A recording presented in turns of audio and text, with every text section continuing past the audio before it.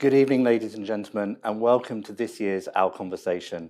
My name's Jonathan Bench. I'm Head of Professional Affairs for Alcon UK and Ireland, and it's my pleasure to be bringing you to this event once more. This year, things are a little different. We've had to behave in a COVID-safe way throughout the whole of today as we've been preparing, and that includes our production team, as well as Richard, our chair, and I, who are the only people that are here. And that's the thing that we're missing the most, is you, our audience, in the room with us, able to partake in this discussion in the way that you've always been used to. We're going to get around that, though. We're going to be working with you in the question and answer box underneath the video screen so that you can share your thoughts, your comments with us as we proceed through this evening's discussion.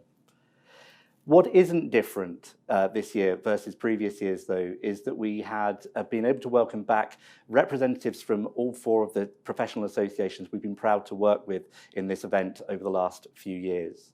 When I reached out and asked without hesitation, there was a positive acceptance of that, and they have provided us with some familiar faces and some new faces to sit on our panel this evening, and we'll introduce those people to you in just a few moments.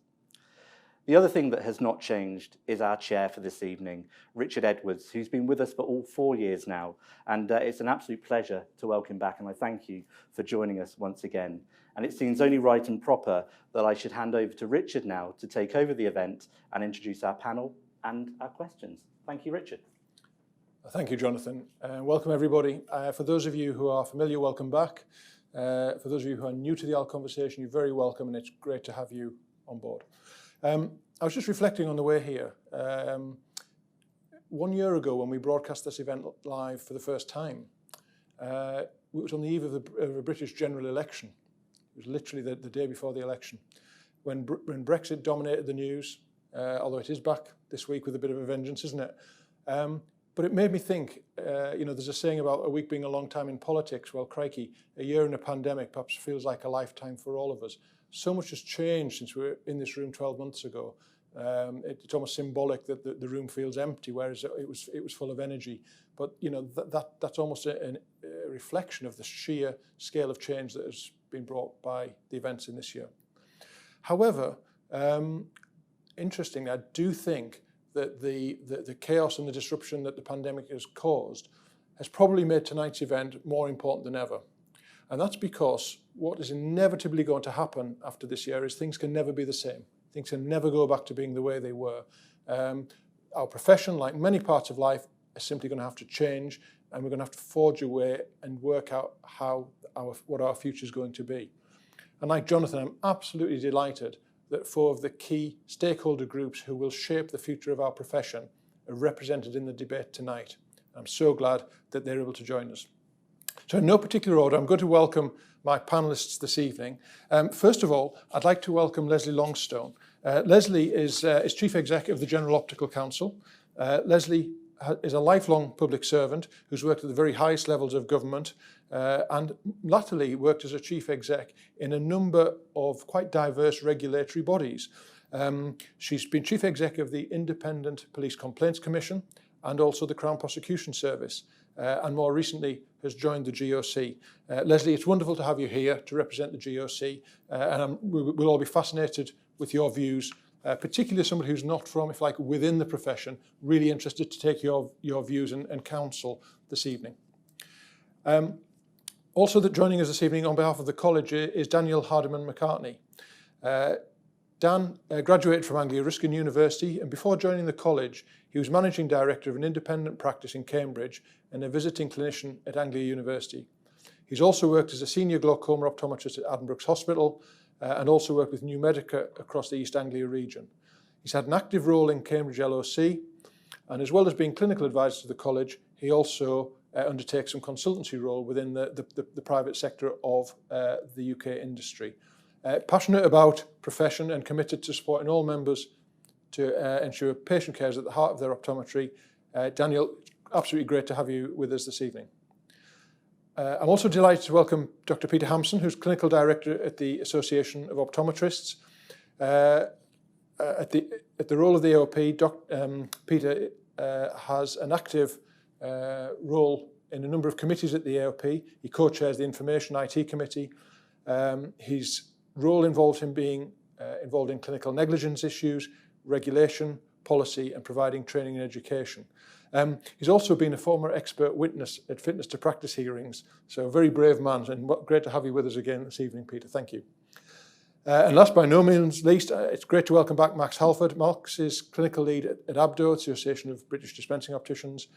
Max is a qualified DO and contact lens optician with over 25 years experience working in practice. He's a clinical lead for ABDO and clinical governance and performance lead for a primary eye care company, heavily involved in the optical community in the Southwest, which I know Max has been very passionate about for a number of years. He's written training and accreditation modules around enhanced services, and he's assessor for WOPEC. So I'm sure you'll agree, for very highly capable panelists, they'll have a view. I'm going to invite them to share their views this evening on a number of issues. And first question this evening is from Simon at the Optician magazine. So Simon's question is this: what are likely to be the lasting legacies of COVID on both optometry and optometric retail? So, the lasting legacies. I'm going to start with Leslie. What are your thoughts, Leslie? Thank you, Richard. I suppose, first of all, I would just like to recognise that this has been a really, really difficult time for the sector, and it's fallen probably disproportionately on certain groups of people, particularly locums working in the sector. And although there's been a bounce back and it's been really positive and strong, we also recognise that for some there won't be a bounce back, and it does have negative implications. But generally, I think, I and many others that I've spoken to as well think that the future of the professions is still really, really strong. If you strip it right back to its basics, we have an ageing population with increasing eye care needs. We have pressures in secondary care such that there is a greater need than ever to meet that need in communities and in the primary care sector. So I think that the part of the legacy is inevitably going to be some restructuring of the provision of eye care services, and exactly how that is going to settle out, I don't think any of us know yet. It'd be really interesting to hear the views of other panellists. I suspect that the locum kind of market might be slightly different in the future. The advantages of being a locum now kind of set in stark contrast to the downsides of that in terms of job protection, etc., etc. But generally, I think it's really positive. From a regulatory point of view, what we have had conversations about is how the pandemic and just having so many unknowns has meant that we have had to kind of fall back on use your professional judgment again and again and again as a response to lots of questions which were unknowable to begin with. Some of them have become more knowable as time has gone on and we've learnt more about the virus. But I hope that one of the legacies will be a kind of a refocusing on these professions as professions and professional judgment as the way to approach lots of issues. So I'll stop there. Lots of other things, I'm sure, but I'll leave my other panellists to throw in their thoughts. No, thank you, Leslie. Daniel, your thoughts? Richard, thank you very much. And I'd like to start by really just echoing Leslie's words about what a difficult year it's been for everyone in the optical sector, both on a personal level with friends and family who may have been affected by COVID, and on a professional level as well, with uncertainty relating to changing practice, their employment, having to work in new ways and having to absorb a lot of change in a very short period of time. But on the back of that, I really feel proud to be an optometrist and proud to witness the way that the profession has really stepped up. And I think that will form the foundation of the legacy for the future for the profession. And so I guess if I think about it very briefly on two different levels, on a clinical level, what's going to be the legacies of this? Well, clinically, practitioners, as Leslie said, they've had to use their professional judgment. So rather than adopting blanket approaches, they've really been challenged. And this isn't really anything new, but thinking about needs-led consultations, thinking about what things best serve the patient, what can they do with the resource they've got, with the time they've got, to save sight and help people see better. So clinically, the sight test has really transformed over the last 10 months. The way we communicate with our patients and with citizens has changed. Practices have adopted remote and virtual consultation, adopting technology.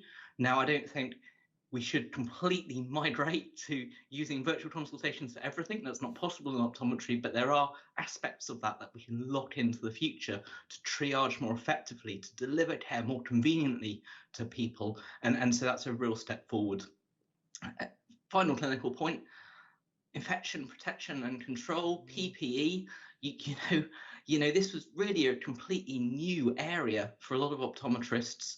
Completely transformed the way we deliver care safely, and I think certain aspects of that will be locked into the new normal of the future, both from the expectations of what citizens have when they visit for a sight test, and also to ensure practitioner and staff and team safety for the rest of the pandemic, until it's over and into the future beyond. And then policy, from a policy point of view, we've worked really well, effectively, primary and secondary care to deliver better eye care, to take things like MECs, create queues, and ensure that we can really help support the NHS, help support our secondary care colleagues by acting as equals. And that equal relationship between primary and secondary care is something that I really hope that we can take forward from a policy perspective. And also with everyone here today, we've had to work together to serve the profession, to serve clinicians, to serve businesses, to really support people do the best we can. And it's not always been perfect. It's been a really tough year. But where we have all come to the table with different perspectives, representing different views, with different expertise, we've been able to bring that together and I think really support clinicians. So I hope that's the foundation that we can use, and we can talk about more about how we can take that foundation of where we're at now to actually lead the way forward on the front foot and make optometry, the profession that it has the potential to be in the coming years. I'll leave it there and pass back to Richard. Thank you very much, Dan. Thank you. Peter. It's always difficult, isn't it, when you go a little way down the panel, because people say a number of the things that you think you're going to say. So lasting legacies. I mean, we've got a backlog, haven't we? We've got a backlog of patients in primary care and in secondary care. And that's going to be a legacy for at least the short term, if not for medium and longer term. So we need to deal with that one way or another. Changes that we're going to see, well, Daniel's just talked about infection control and all sorts, and I think we're going to see that stick. I think a lot of us who are clinicians have worked when patients have come in with a cold. We've probably had a little bit of a cold or something and we've just got on with it. I think maybe that's gone now. I think maybe face masks, at least seasonally, are potentially here to stay, and that will be it will change how we approach these things, and we will have this more sort of, I think we always had reasonably robust infection control, but I think we're going to have a new sort of appreciation of it going forwards. And the question also asked about optometric retail. And I think many of us within the sector have talked sort of internally a lot about how we think the profession will move over the coming years. Optometry's had a business model, for good or for bad, over the last 50 years or so, that's been heavily linked to the sale of spectacles, the sale of contact lenses and all sorts. And we think that that's going to potentially change and potentially break going forwards. And I think this period has potentially moved that forwards quite a bit. So many people are now used to shopping online, people who you wouldn't potentially have thought would have shopped online. My own mother was always, sort of reticent about online shopping. She liked to browse, she liked to pick up things and see what they were like. But actually, she's moved away from that a lot.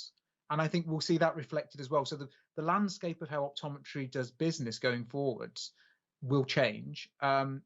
Exactly how quickly and exactly how it does land, I think is still a little bit up in the air. But I think those are going to be the big things we're going to be looking for. And I'll hopefully leave Max something to talk about as well. Thanks, Peter. Fantastic. Max, over to you. Yeah, thank you, Richard. It is quite interesting. I mean, also, I would agree with the points that my colleagues have made earlier. I think there are some things. One of the points, Peter's just raised it there, I thought was very interesting. I think the use of PPE and the patient's experience in practice over the past 9 months, I think it probably will change their perception about what we do. I think we had possibly drifted a little bit too far down the road of being seen as retailers. I think we will have gained ground back as clinicians. It's certainly where I feel I am. I'm a clinician in practice. And I think one of the things I would like that our colleagues haven't touched on, but is the value of triage. I spent a lot of times working in MEC schemes, and we triage all our patients before they come in to see us. We know why they're coming into the practices, and I think the value of patients being triaged, one for obviously any COVID systems, but actually to try and find out why they're coming in before they come in. Now, the difference that's actually made in the practice that I work in is quite phenomenal. We're able to see less people because of social distancing, et cetera, but we see them more efficiently, and we look after them. I think we look after their care better. We know why they're there. We can plan our resources better to care for the individual needs of those patients. And actually, of course, we can direct them to the right people. So whether they need to actually see an optometrist for an eye test, or whether it was actually a contact lens optician for a contact lens aftercare, whatever it may be, or perhaps it's a problem with spectacles and they benefit from seeing a dispensing optician. We actually have that information before patients arrive in practice. So triage has been one of the things that I really do hope a decent triage will be a legacy of the times that we've been through. I think another point, and I have to pick up on it, it came from Daniel there, talking about the introduction of the COVID urgent eye care services and the reformation of kind of MEC schemes, pairs and ACEs. I think that was a ginormous step forward for the profession. It showed the profession, the professional bodies, when they work together, what they can do, what they can deliver.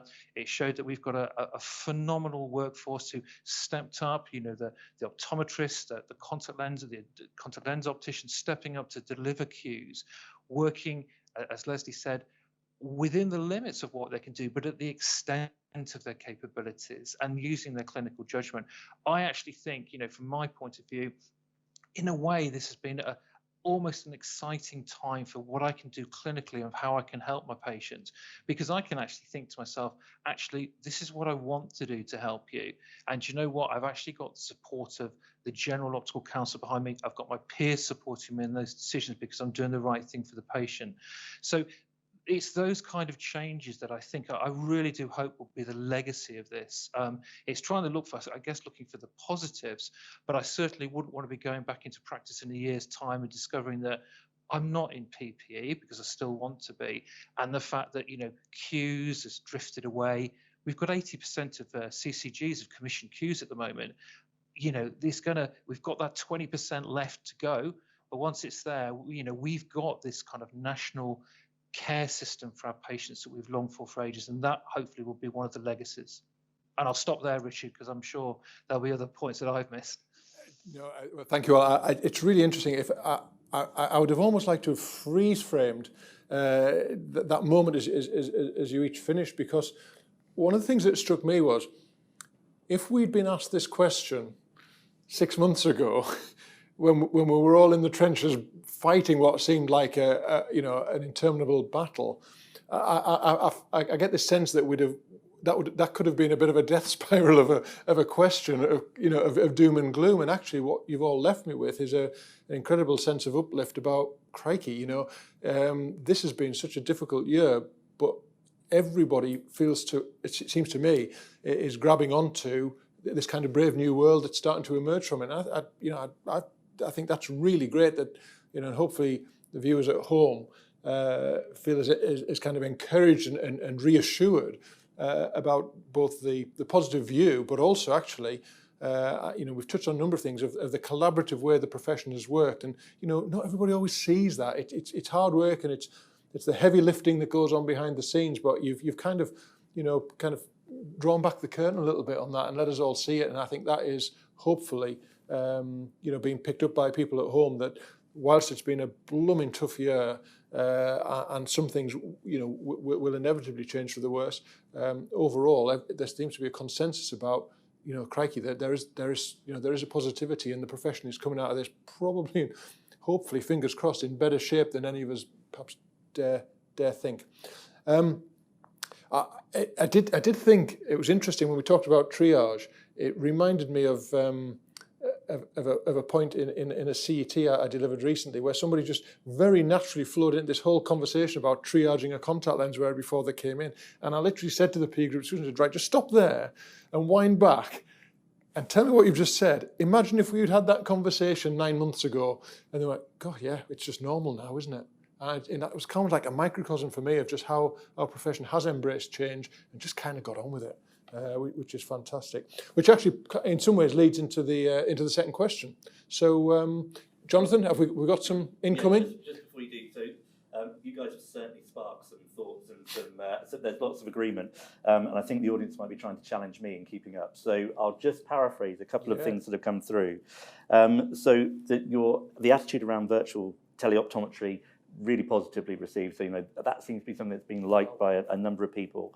And one comment came through from someone who's remained anonymous, but simply stating, have we started practicing safely as we always should have done? Is this actually the standard of care we should have been delivering, and that we've just caught up with ourselves? There's a really nice question as well that's come in from Nick Rumney, so thank you for sending that. But his question, and maybe it's leaning into where you're heading with this, but should open walk-in access to ophthalmic A&Es effectively cease now, and this could be triaged all through optometry? So is the question from Nick. So let's hold that, because I think we've got a question on the roster, which I think probably segues into that. So let's kind of weave that into one of the questions that we know is coming up, because I think that is probably going to be a subsidiary part of a broader discussion point. Okay, so the second question. So this is from John White, the editor of Optometry Today. So thanks for sending this in, John.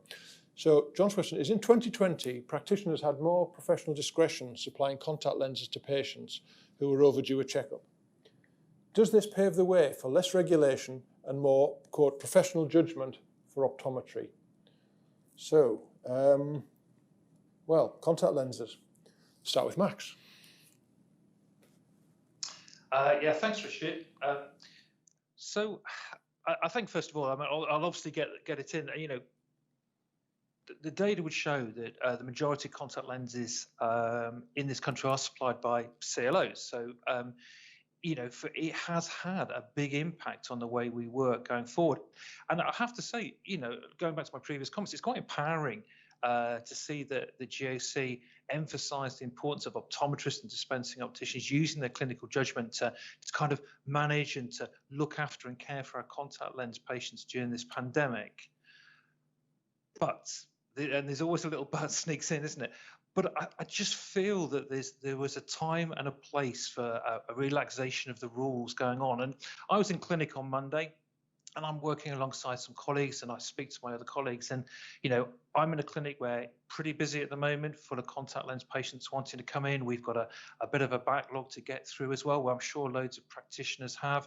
So we're trying to kind of manage that backlog, and we're looking at, can we do some telephone appointments for those guys and just extend perhaps out their aftercares to a certain degree until we can play a little bit of catch up.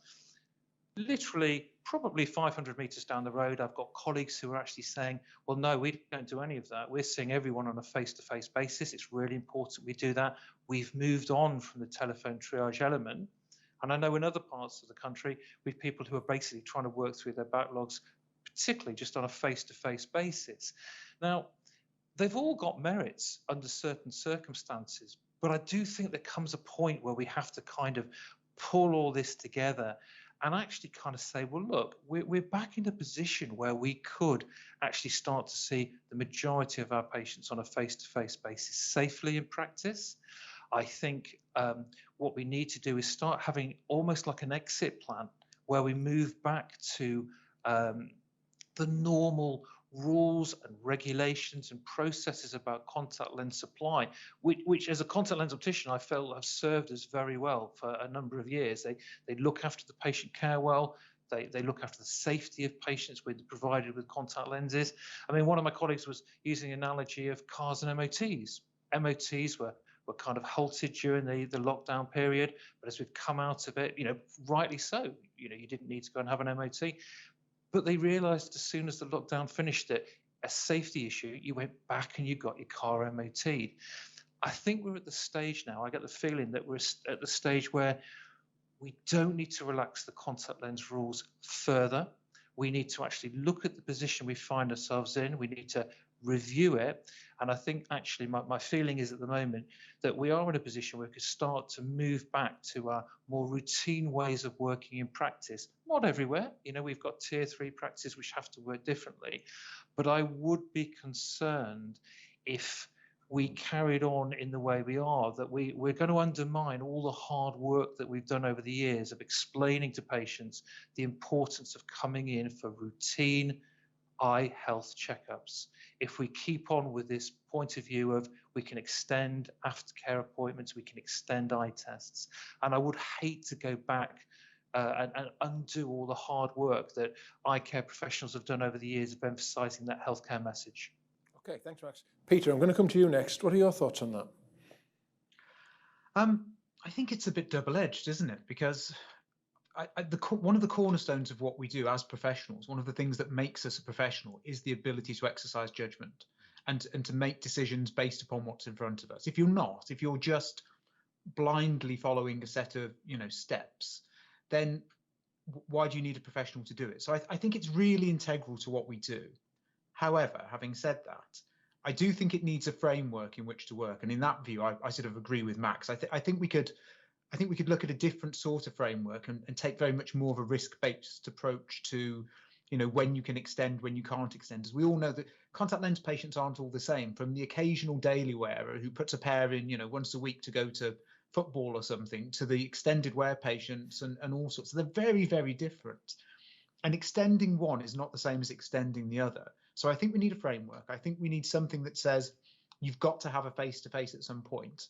But I think we have to put the patient at the center of it and say, for this patient, actually, it's not going to hurt if it goes over by a couple of months, even outside of the COVID period. Actually, professional judgment says I've appraised the risk and I think this is okay.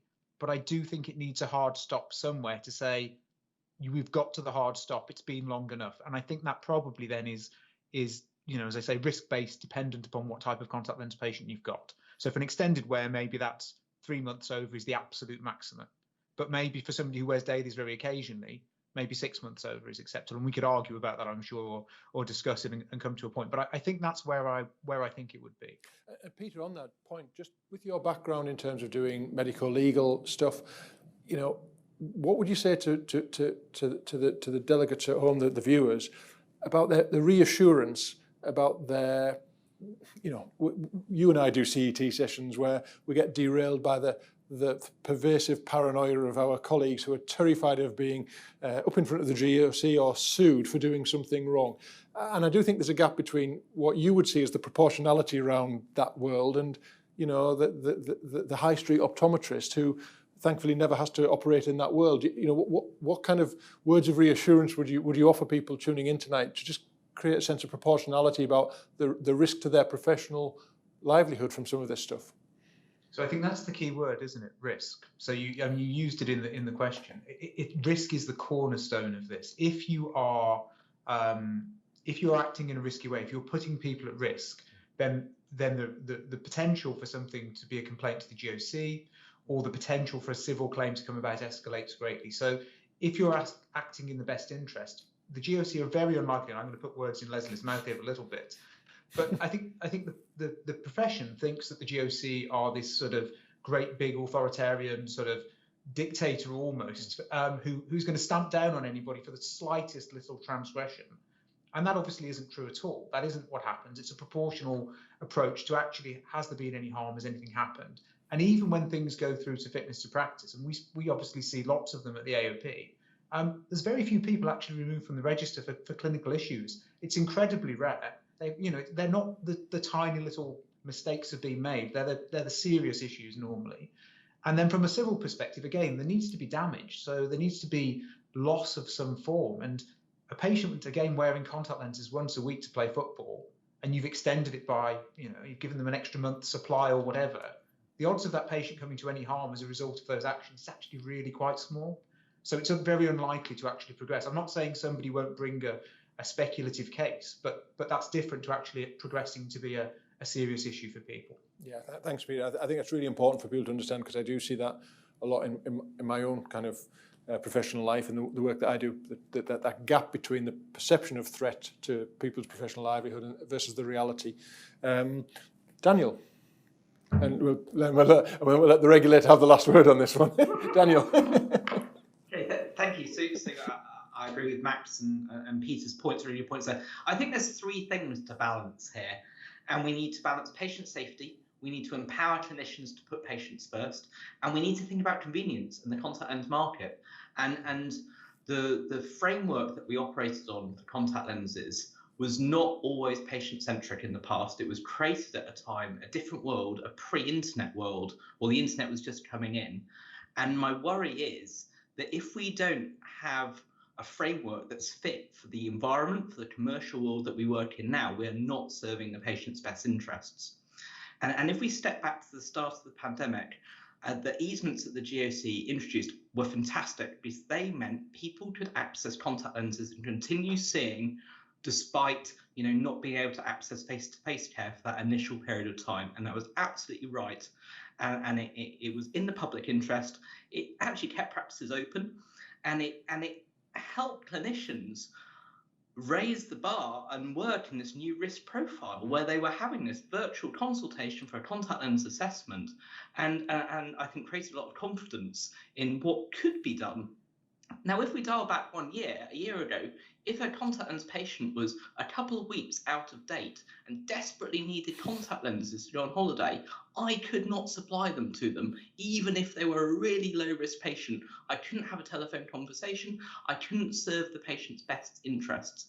And if there are things from this that we can lock into and keep that pyramid of patient safety, clinician empowerment, and convenience together, I think would be a real good thing to lock in for the future. But at the same time, going back to Max's original point, we do need full stops. We do need checks and balances to ensure people can't buy contact lenses indefinitely without any checks, without accessing eye care. That's absolutely proper. So I wonder if there is some middle ground option. But I'm also acutely aware that in the old world, a lot of people didn't access eye care and wore contact lenses. They accessed contact lenses outside the framework. And if we don't update the system that you have available, more and more people would go outside the regulated system that we have in the UK and will access contact lenses without taking advantage of that expert opinion, the right lenses, the best sight, and also potentially putting their eyesight at risk. So I think it's critical that we get this right and we do change. I don't think we can stay the same. But Max, I absolutely agree with you. We need those full stops, and we need the regulation there to protect patients, and also to keep the checks and balances on the industry, so we don't go completely to a one-click convenient contact lens world which excludes professional judgment. Yeah, thanks, Daniel. And again, I think one of the things I really recognise in what you talked about was I guess almost like the unintended consequences of not being adaptive to the consumer demand, really. And whether you like it or not, if we don't fulfil that unmet need for the consumer, they will find it elsewhere. And actually, as a kind of segue into bringing Leslie in on this, I mean, the GOC did some really interesting research. I was kind of involved with peripherally back in 2016 with BMG Research, who looked at some of the insights and habits of people who ordered contact lenses online. And some of the data that came from that, if anybody, it's on the GOC website. It's a fascinating read. The executive summary is fascinating about what people do to order online, and there are some risky behaviours going on there. And but the reality is that we can't stop that. But the danger we've got is if we're not in touch and have the finger on the pulse of what the consumer want, there's some unintended consequence of people tipping into that kind of ordering my lenses by looking at my spectacle prescription, or ordering them off the box or whatever. And it goes on. So there's an unintended risk of us tipping people away from routine eye care.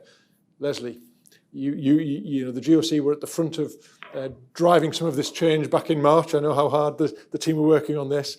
What do you want to say about the question in terms of does this pave the way? It's a really good question. I mean, first of all, if I could say it's great to hear all this positive feedback about the easements that we kind of put in place back in March. It was done really carefully with all, even though it was very quickly, very carefully with all of the bodies involved in this call. Actually, we had weekly meetings where we talked about what might actually get in the way of registrants being able to deliver the best possible service, and what did we need to do in order to address that. And that led to a series, around about a dozen over the period of statements where we set out really clearly what can already be done and what might be acceptable in the kind of current emergency. But if you go and read those statements really carefully, I suggest you do, what you'll find is that about 80% of what we said you can do in the pandemic, you could probably do already. And there were several occasions when we were told we must have a statement about this, we must have a statement about that. And when I got the brief that said, this is what the law says, this is what the standards say, you know, we thought, do we really need to issue this? Because there isn't an issue, but because people felt that custom and practice had set certain precedents that had become accepted as a rule, if you like, and actually it never was in the first place. So to some extent, I think a lot of the capacity to be able to exercise professional judgment is already there. In some cases, there were some genuine easements, like out-of-date prescriptions, etc. And I think in the conversations that we had between our different bodies, which were really productive, and I know at various points and in other forums, I've heard that we were all, you know, competing with each other and giving inconsistent messages. That isn't how it felt. You know, we might not have communicated well, but actually we were all in the room together. We were debating things. We were trying incredibly hard to make our messages joined up.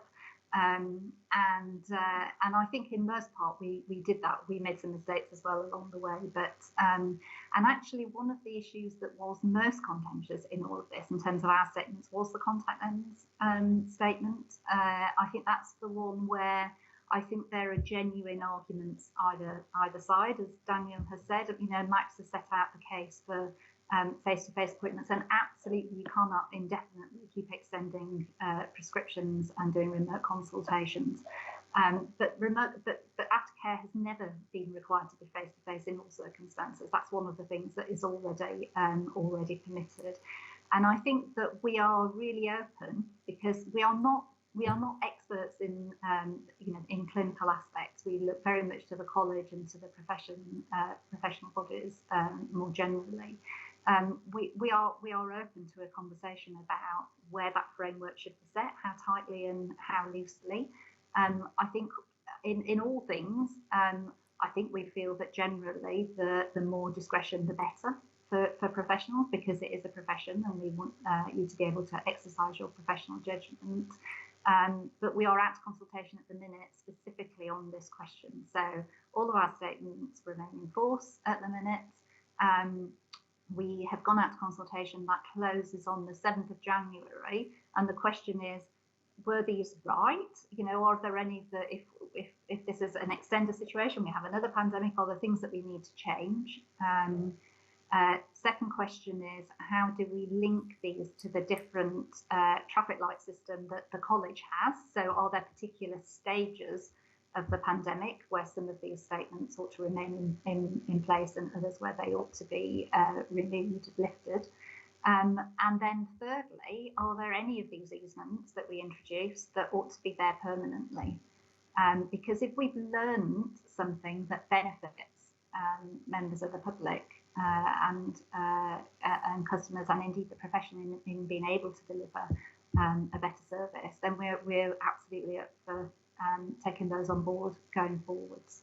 Brilliant. Thanks, Leslie. And I guess your key point there for everybody at home watching, which is, you know, if you've got a view on this stuff, the GOC is the consultation is open. Take the opportunity to get involved. Tell the GOC what you think. Because I guess from Leslie, from your perspective, how do you feel in terms of the frontline practitioners, and how do you sense the profession has responded to the easements that have been made? What you know? I think it's been brilliant. I mean, when the test for me of how well the professions have responded generally will be the size of the post bag at the GOC in terms of complaints about either the service they've received or the service they haven't received. And actually, it's been remarkably quiet. And I contrast that with the experience of some of the other healthcare regulators, where there have been really serious problems in that people have not been able to access urgent care. And yes, it had to be done in completely different ways, but by and large, the profession has continued to deliver urgent care throughout this period, and over that period of time began to broaden and broaden as it became safer, as we got the PPE, as we started to understand what was happening, and transition back to something a little bit more like normal, even though obviously it's not quite normal. So from where I sit, as I say, judging by the size of that post bag, it's gone remarkably well. And it feels to me, I suppose what you're describing to me is it's almost like that you've got the flywheel spinning now in terms of opening the mindset of the profession to get very comfortable with a methodology that was probably being completely alien 12 months ago, and once we've got that confidence to act in that way, it'd be really devastating, wouldn't it, if that confidence dissipated? I mean, that once the profession gets comfortable with using their judgment, let's keep at it. Let's see what else we can do this, because it's got to be better for the public, and actually create a more interesting job for the clinicians too. And your point, Richard, about the FTP cases are primarily about conduct issues rather than clinical issues. They're the really serious ones. Or when a mistake has happened, and instead of saying this mistake happened, what can we learn from it? How can we improve? Then the cover-ups, and that's when we get into really serious consequences.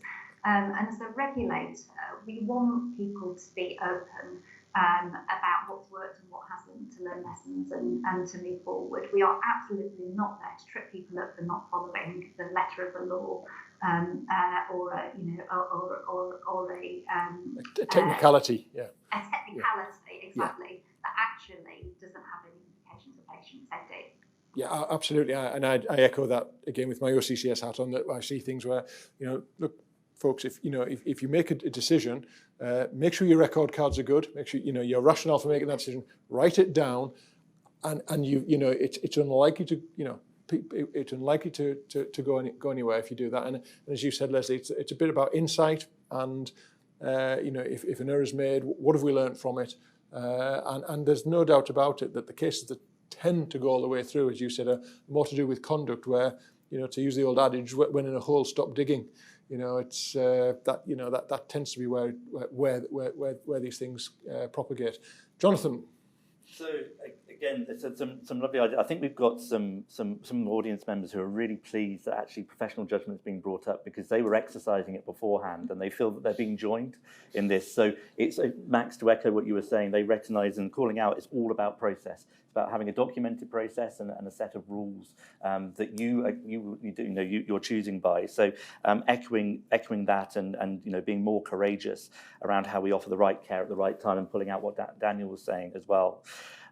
There's maybe two things that have come through here that link into a couple of the points that have just been made. So if I ask them as questions, Rich, I'll let you then reframe them for the group. So one is around fitness to practice, which is obviously an area of worry and concern for registrants. But it's about how do we adapt CPD to judge what is and isn't within one's competency. So Mike, thank you very much for that question. And Emily has also put a question in.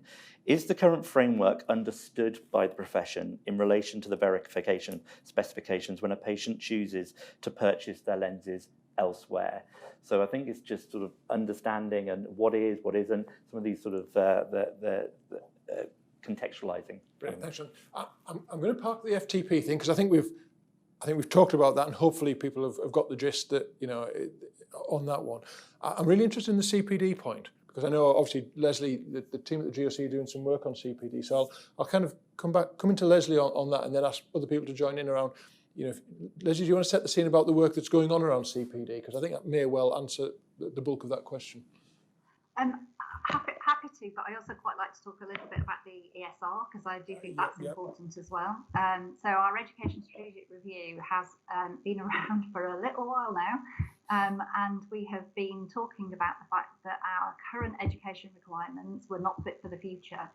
And I think we have the future, we have accelerated towards a great speed as a consequence of COVID, and we are rapidly getting to the point where our current education requirements are not fit for the present. And I think that if you look at what's happening in Scotland, for instance, they are having to do additional kind of catch-up education and training in order to be able to practice in Scotland, given the extent to which more and more clinical kind of activities are taking place in practices.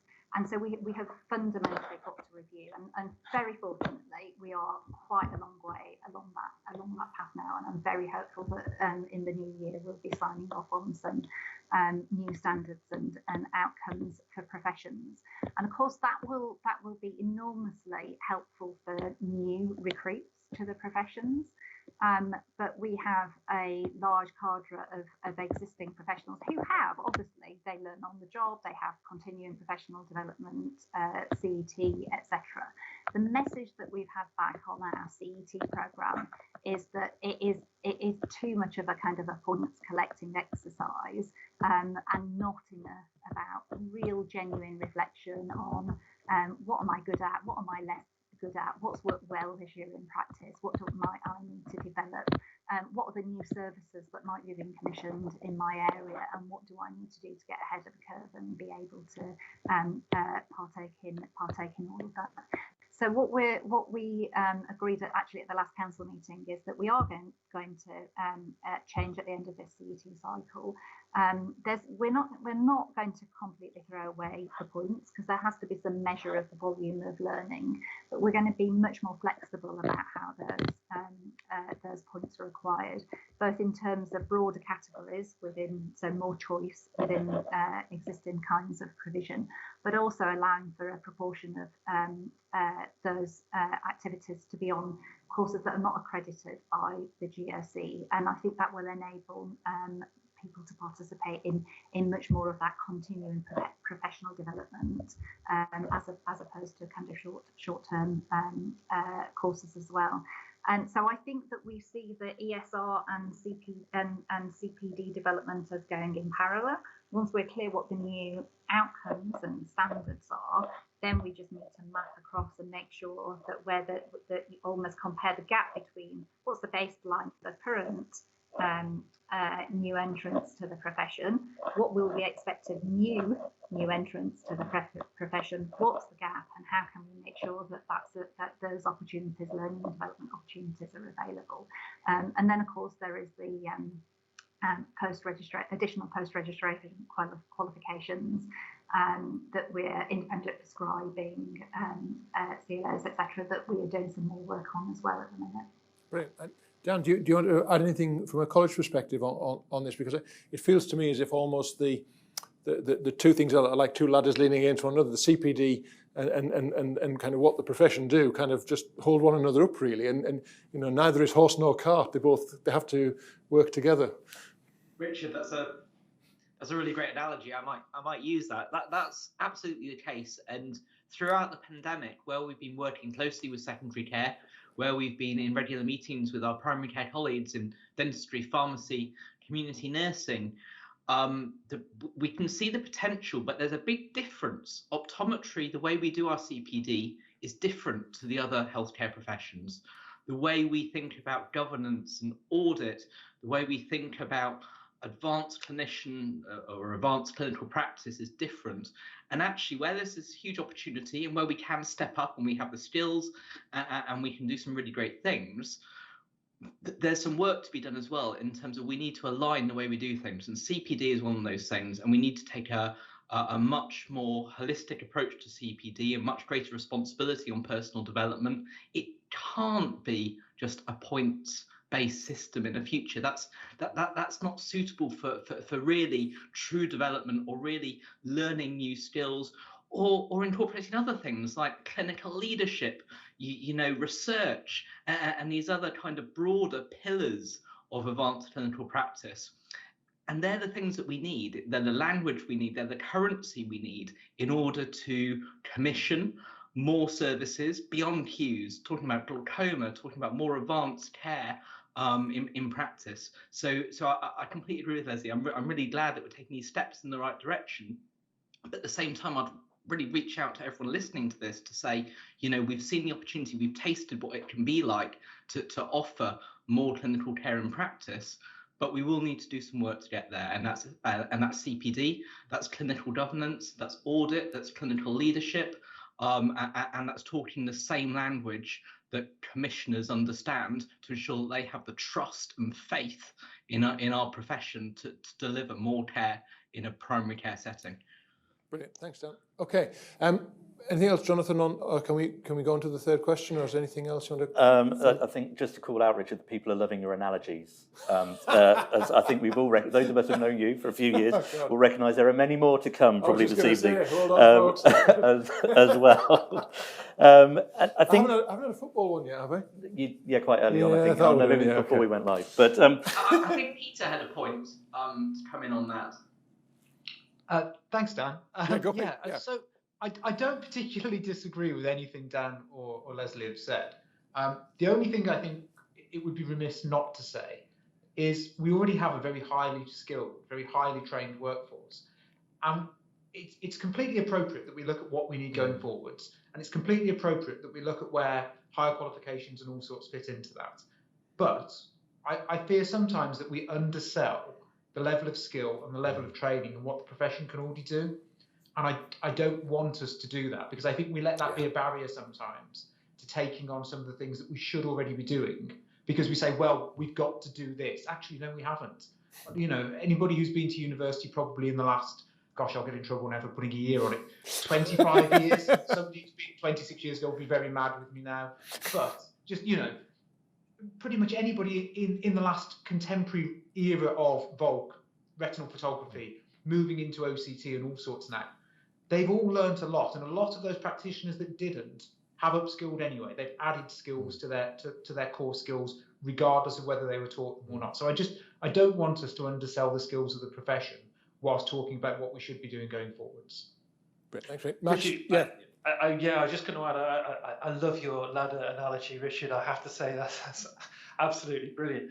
I think that, I think with CPD, absolutely, I'm really excited about the fact that I can actually direct my own learning to a certain extent going forward.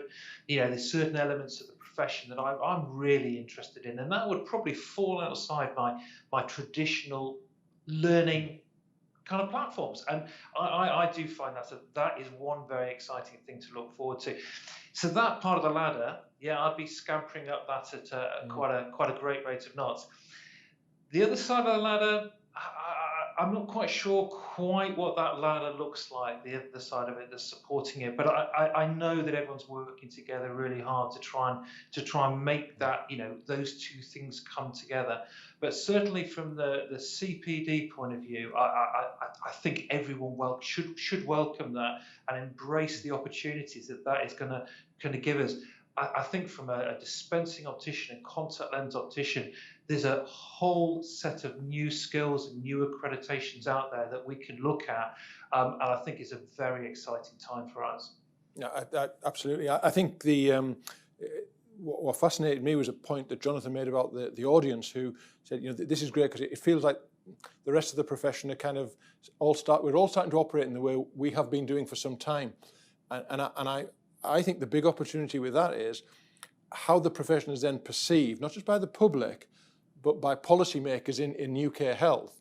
Because I think if we're seeing us acting in a more uniform manner and at a higher level of professional independent clinical decision making, that can only be good for I guess the next phase of how our profession develops, which I think is probably the key, the essence of the next main question. Jonathan. Just before you go there, because this has just come in and it's really aimed at Max, and I don't want to create a rabbit hole for you, Max, to with the other questions we've got this evening, but it's just to build on the point that you were just making. And the question is, how do you feel about the difference between CPD expectation, or CPD, sorry, for optoms and CPD for DOs?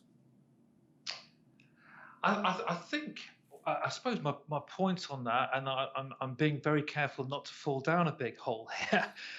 I think one of the points I would make on that is the resources that we have access to. I think I would like to see more access to DOSIT for DOs and CLOs. I think that's an important thing for us to get that support in there. I think there's work to be done, and I think there's opportunities. I'll probably not say a lot more than that, but I think it needs to become more on a level playing field, and access to resources will play a huge part in that. Okay, yeah, thanks, Max. So next question for the panel. So COVID has presented optometry with an opportunity to pause and reflect upon how we're working. We've been discussing that tonight. How can we improve and contemporize our approach? What would you, the panelists, encourage practitioners and/or practitioners to be thinking about addressing, so that we design what we need today for tomorrow, rather than just taking what we did before and forcing it to work for us today? So this is about how do we, I guess, stop driving looking in the rear view mirror, to use one of my analogies. But how do we really start to grab the opportunities of the future? So first of all, I'm going to go to Dan on this one first. Okay, thank you. What a great question. What a big question. Yeah. As well there. And so really, I guess being a clinician, being a scientist, being a professional body, we have to start with the evidence, and we have to start with the need. And one of the things the college has done actually throughout the pandemic is spend a lot of time talking to each of the government advisors in the devolved nations. And what's been really interesting to see is the different approach. And there's been probably more of a divergence in the way eye care is delivered between Scotland, Wales, Northern Ireland, and England. It's diverged, and you can look at those different approaches. But I really want to, cite the work that's happening in Wales and Scotland in particular, Northern Ireland as well. But in Wales, they're taking a really holistic approach where they're looking at the whole healthcare system of eye care. They're looking at integrating secondary care and primary care and say, what do we need? What is the population demand? What is the skills that we have? What are the geographic issues that we have?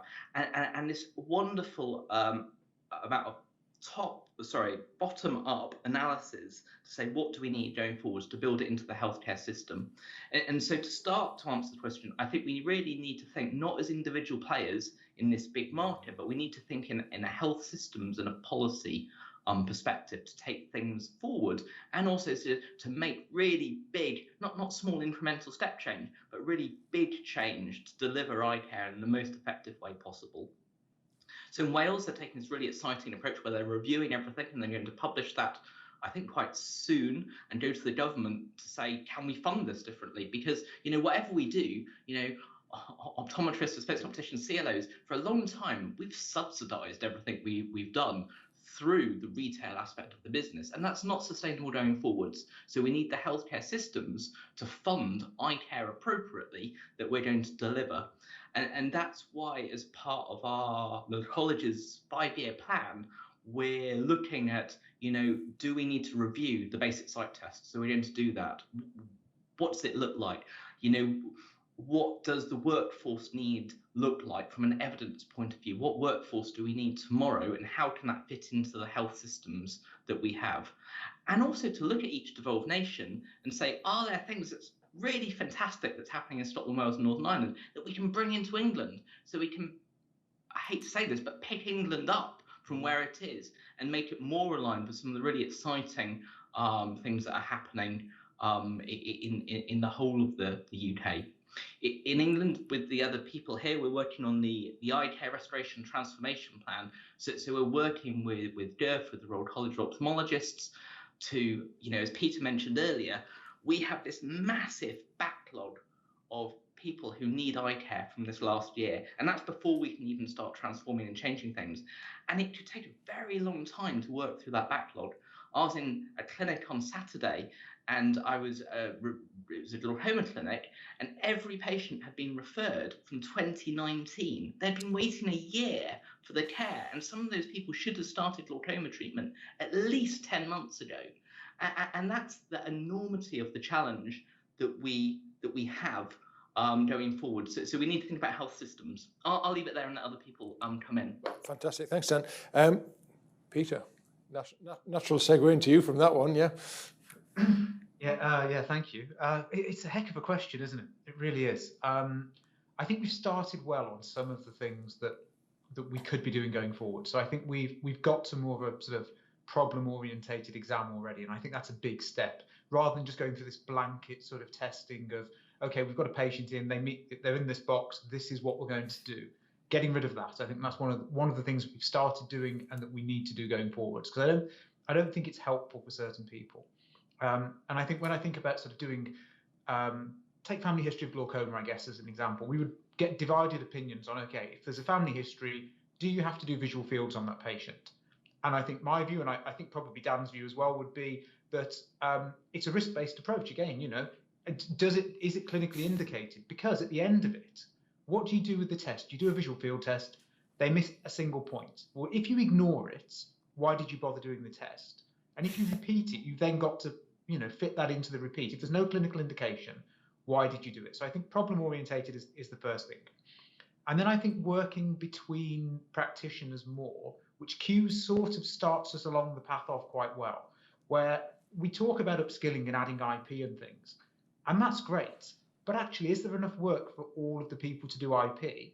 Or are we actually better hooking those IP practitioners in the right locations into other practitioners and letting them work together and deliver care together so that we can actually solve the patient's problem, rather than just bouncing them around or saying, well, everybody's got to have IP, but you only see 4 patients a year or something. That doesn't actually work either. That doesn't make people any safer. So I think greater levels of working between the profession, problem-orientated approach, and then back to not underselling what we do.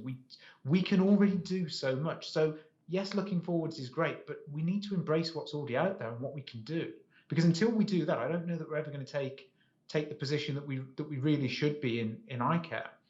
And I think going forwards, it is, how do we pay for it? Because that is the huge elephant in the room, really.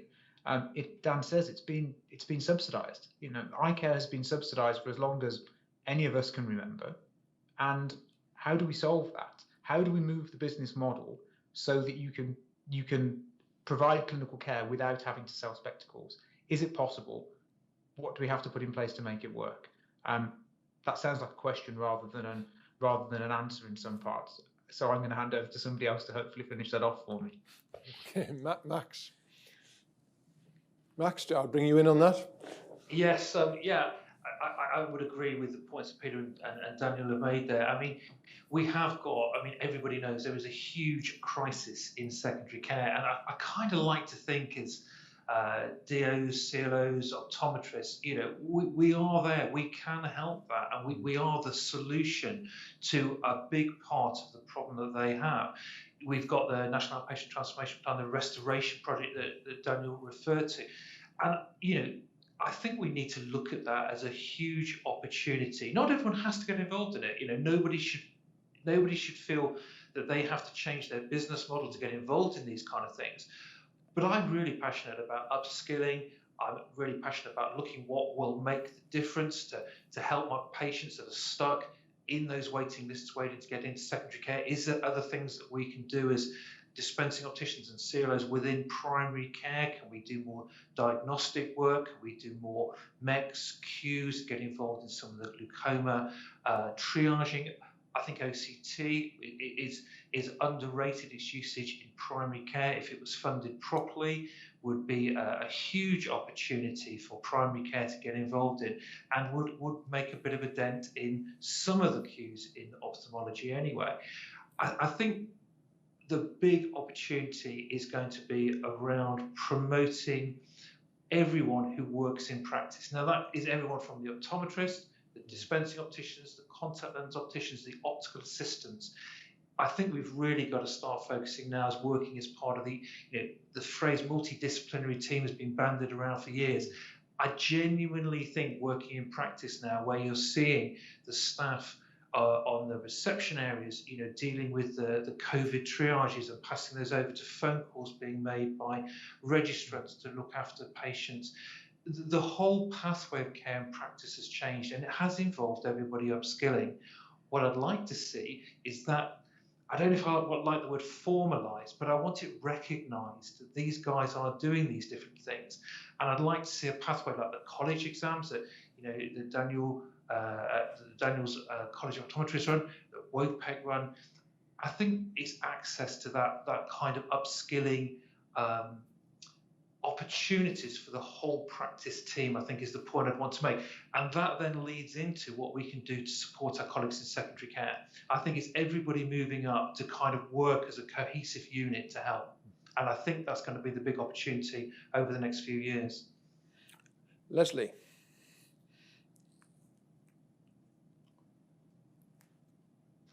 Apologies, Richard. I don't have very much to add other than to say that a year or so ago, before COVID, I remember having conversations with a range of different kind of partners about what the future might look like, and hearing very similar things. But then when I kind of tested that out with one or two individuals, part of the message I got is that this has been coming forever, and it never actually arrives. And that one of the inhibitors is the inability of the sector to be able to speak with one voice and to be able to make the case for government-led initiatives, reform, whether that be legislation or whether that be funding. Importantly, the issues that Daniel kind of talked about, the way the funding flows at the minute, and it feels, I was still relatively new at that point, and it feels now that this is not about this is coming. It is actually happening, and it's starting to happen on a scale that is kind of undeniable, which is fantastic because it feels that we're at that sort of tipping point. And as a regulator, that is really, really helpful, because if there's a consensus about where the profession is going, then we can regulate to that consensus, that picture of what each of the professions, what their role might be within interdisciplinary teams and scopes of practice and those sorts of things. If I've got a question mark still, it's whether there is this single voice still, and can the sector speak cohesively enough to be able to get the investment that is needed from government in particular. Sorry, that's a bit of a challenge.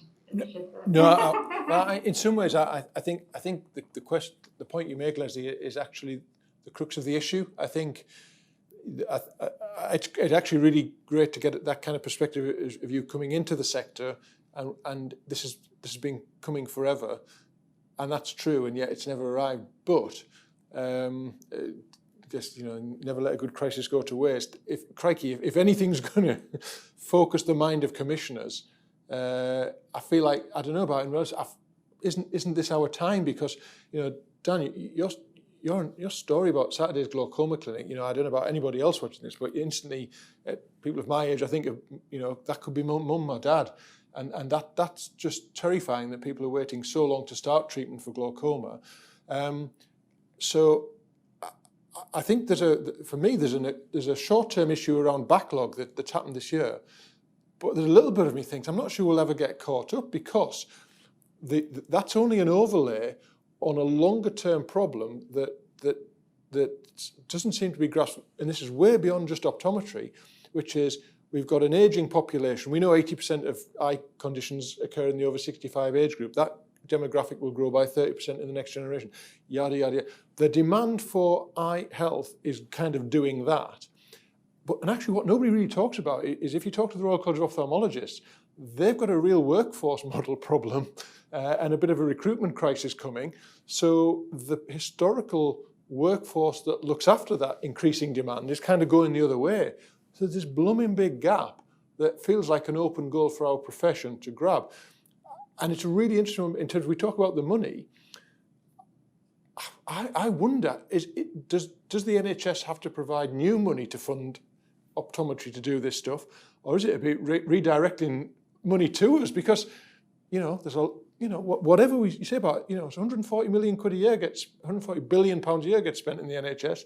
It wouldn't take a lot of that for us to be able to manage this stuff. And I think, Leslie, you've hit the nail on the head. And I want to come to the other three panel members on this. Is if you could wave a magic wand to enable us to speak with one voice, what would it be? What would it look like? I'll go Max first. Oh dear, there's a poison chalice. I think what it would be is to work together to work together to provide the right skills and accreditation across the whole sector. I think historically there's always been this, optometrists do that, ophthalmologists do that, dispensing opticians do that, contact lens opticians do that. I think genuinely this is the one time where I'd say we possibly need to start looking a little bit of blurring of those lines and look at what skills the individual has got. I think that would be a real starting point, and to work out the skills we've got, or modular education. So it may be that there would be optometrists who want to go on and do further things within glaucoma, which of course they do at the moment anyway. There will be CLOs who've already gone on and done stuff within MEX, but they may want to do some stuff within post-cataract. I think we need to stop all working within our given title of our profession to a certain extent, but look at the skills we can offer. If we can kind of crack that one, and then crack how do you remove a couple of million quid per year out of the local acute hospital to fund services within primary care, if you can sort those two things out, I think we're onto a bit of a winner. Yeah, so this thing about the funding, I suppose, I don't know. Dan, college perspective, are we aware of, is anyone doing the research at the moment about for want of a better term, the value case for optometry to do these things? Because I'm almost feeling like there's different pieces of a jigsaw puzzle here. Max is talking about the capability bit. Yeah, we've got to have that kind of uniformity of capability across the profession. But what about making the commercial case and the research to prove that we can do it, I guess, faster, better, cheaper? Because I think this tips into Nick Rumney's question about, if we get this right, does this stop people just pitching up at ophthalmic A&E, because it then just all of that stuff comes, we become the touch point and the interface with the public. So from a college perspective, about the research in the commercial case? Yeah, so we don't have an answer to the money. The money is a really difficult one, and the challenge is that secondary care is underfunded, and as more things move out of secondary care, the budget will shrink, and they will have to deal with more complex cases with a smaller budget. The DOS budget is not sufficient to do what it does. It's highly subsidised, and so even if you combine the two budgets, the budget is not big enough probably to deal with everything that needs to happen. It's probably better if you're thinking about it as a whole. And again, I cite Wales. They're doing some great work. They've got a health economist looking at this. They're merging the two budgets together to take a really overall approach to see what can happen. But 2021 is going to be a difficult year, because as we see the end of the tunnel of COVID, we're going to, there's going to be a resource issue for the whole of the NHS in the country. And there is not, a lot of money, extra money available. So we're going to have to be really smart about how we maximise the resources that we have. I think Nick Rumney makes a very pertinent point, and other professions like physiotherapy have adopted a first contact model. So this more universal approach that people can go to that physiotherapist for not just a workup, but they can go there for the diagnosis, for the treatment, and have that approach. And I know in Scotland and Wales that's an approach that may be more translated as well into just picking up on Leslie's point about the voice as well. I think that's a really important voice, but there's a nuance there. And you can have a soloist. And a lot of people say, well, why do we fund so many, sectors, organisations in the optical industry? We don't need all of you. You just need one organisation. But I would say we don't need a soloist here. We need a choir, and we need the choir of each body coming together to make a really strong voice. And even that's not enough. We need a whole congregation of the profession to join in with the choir to make a really loud, unified, singing the same song approach in order for the health systems to hear us and to understand and to know that we're united, to trust us, take on this big volume of work. So I absolutely support the singing together approach, bringing in the baritone and the soprano and everyone together, our different expertise, to make the case for optometrists, dispensing opticians, CLOs, for practice teams, as Max quite rightly said, to be all part of the concerted effort to help deliver eye care in this really, gigantic challenge of how do we square this circle of an aging population, or a huge backlog, of really very little, extra resource available. It's going to be a really challenging time. We have to really think about outside the box. We have to be really innovative in what we do in order to deliver care that's fit for purpose for the next 5 years. Dan, you just destroyed me with the best analogy of the whole evening. I mean, brilliant. Peter, can you follow the choir analogy and the congregation? So I feel like I missed the memo on writing some analogies for this evening. So I'm at a disadvantage here, which is a little unfair. But I can talk about a few of the issues that you've raised. So I think talking about one voice, I think we've been a lot better at that recently. I think we've always been reasonably good at it, but I think we've been better at it recently. I think there's this perception that we don't. For anybody who was involved in the COVID issue and the negotiations over funding and PPE and all the other things, we worked cross-sector. The colleagues at Abdo, at college, at Fodo, all of us together worked a lot of hours, a lot of long hours, and we worked together to speak to NHS England and others. So I think that's really important to recognise that did happen. It would be very unfair on the people who were involved to not acknowledge that. The money is a huge challenge. GOS1s, I think, are around £250 million is spent on GOS1s. So we look at Wales and we think, brilliant, isn't that an amazing thing they're trying to do? And we look at Scotland. But if you scale those up, so if we double the site test fee, which probably still wouldn't be enough to deliver exactly what we want, we're up to £500 million just on GOS1s. And if we want to take it to where we may think it should be, we're at more like 750 million. And there's this challenge of actually, if we want to just do that with site tests, where's that money come from in the environment that we're going into, in this sort of post-COVID, economically crunched environment? And it's about how do we find that sort of level of money? So I think we've got to look at taking some of the money out of secondary care.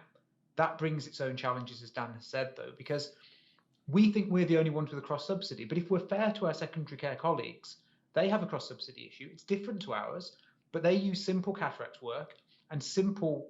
And I say cataract work simply, and I know people say it's not simple. It's difficult. But in the scheme of things that an ophthalmologist does, vitreoretinal work is generally acknowledged as being complex. It's lots of surgical interventions, more hospital time, and all sorts.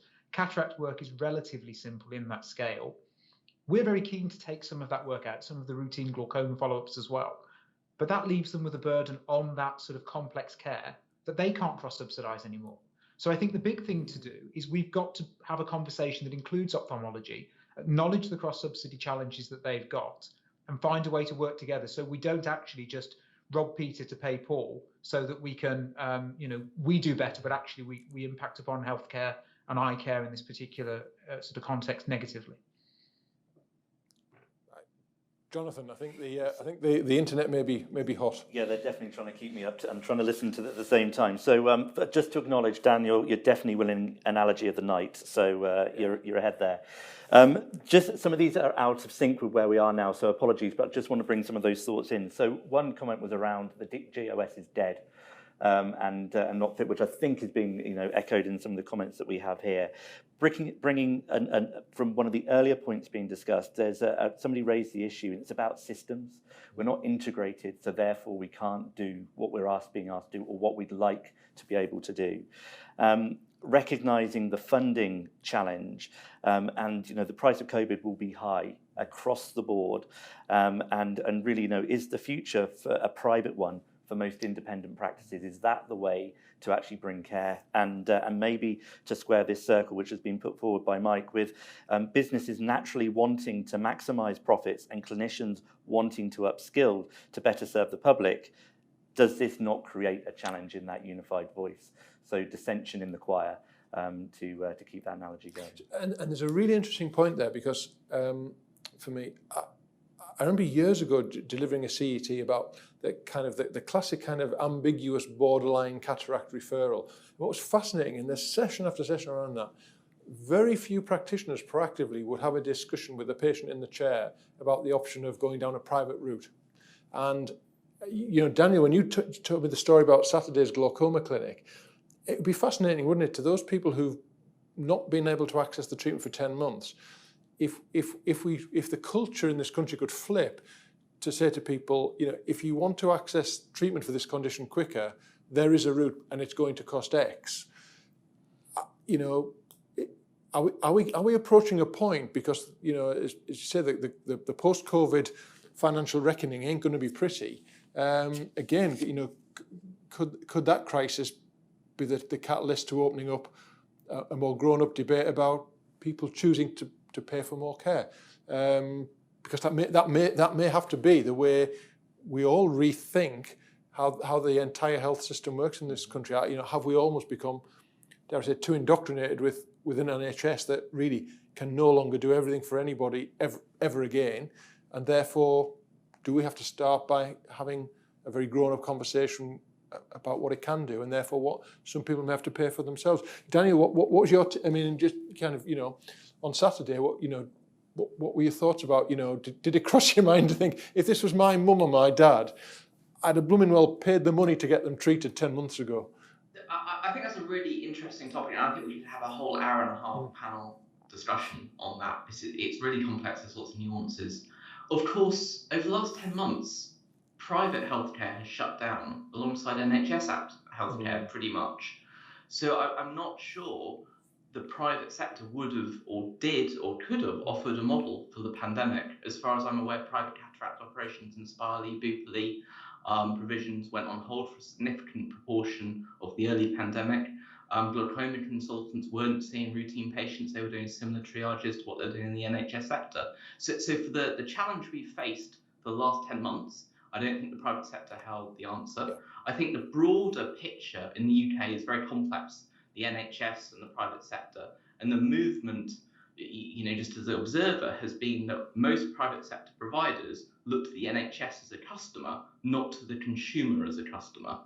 And I think it's a really courageous step for independents. And I know locally independents who have moved to a private-only model, and it's a courageous step, and it's really interesting, and I really sincerely hope it works out. But it's a brave, difficult thing to do. If you wanted to do that in a broader, so you're thinking about offering Hughes privately, if you're thinking about offering glaucoma service privately, again, it falls back to that there's certain things that we need to step up and do. You know, we'd need to think about CQC registration. We'd need to think about, you know, what support infrastructure would be there. Would those practices be employing an ophthalmologist to have the clinical governance oversight, to be working as an equal with the optometrists in the practice? I think it's a fascinating topic, and maybe that will be the only direction of travel in 5-10 years' time. But I don't think we should give up on the health systems that we have in place and the huge economies of scale that there is, if we can get things right to be delivering this care within an NHS context.